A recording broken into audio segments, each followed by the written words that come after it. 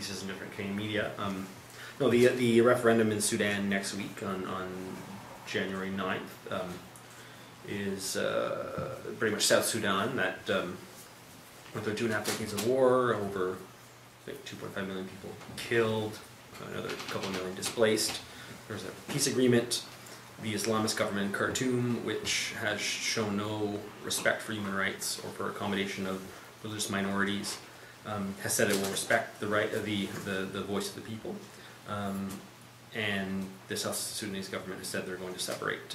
Interesting enough, though, is that South Sudan controls or sits on 85% of the oil in Sudan, which basically pretty much is 85% of Khartoum's budget. So I am a pessimist in which I have no respect whatsoever that the government of Khartoum is going to respect the decision. If not, they're going to play some dirty tricks.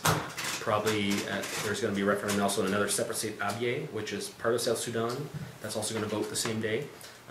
Just 2 days ago, the government of Khartoum pulled out of the Doha agreement with Darfur. And what everyone thinks is that if conflict breaks out, that Darfur and South Sudan will be fighting against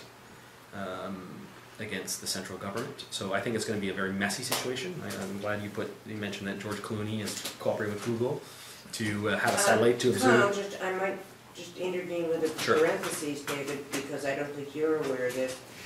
One of our very regular Wednesday nighters, Guy Stanley, his daughter is on her way to Sudan right now. Oh, yeah. And okay. I simply mentioned to her father that he should ensure that she was in George Clooney's eye. Yeah. And I was talking about the satellite. No, exactly.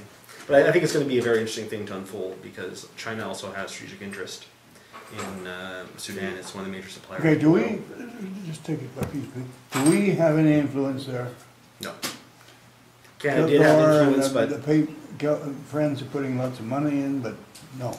Canada's been investing aggressively in Sudan, about I think $2.5 billion in development aid, diplomacy. But with Sudan, Canada doesn't have that much influence.